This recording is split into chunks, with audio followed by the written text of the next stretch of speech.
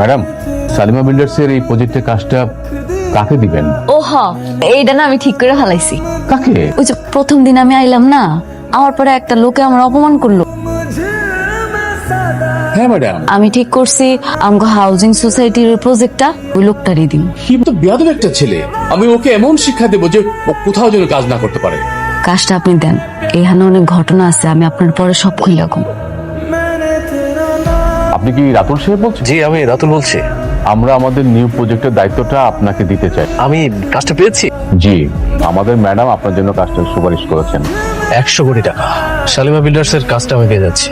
Hello, Shalimar builders থেকে রাতুলকে call করা হয়েছে। তাদের নিউ প্রজেক্টের দায়িত্ব তারা রাতুলকে দিতে চায়। তুমি কি শিওর?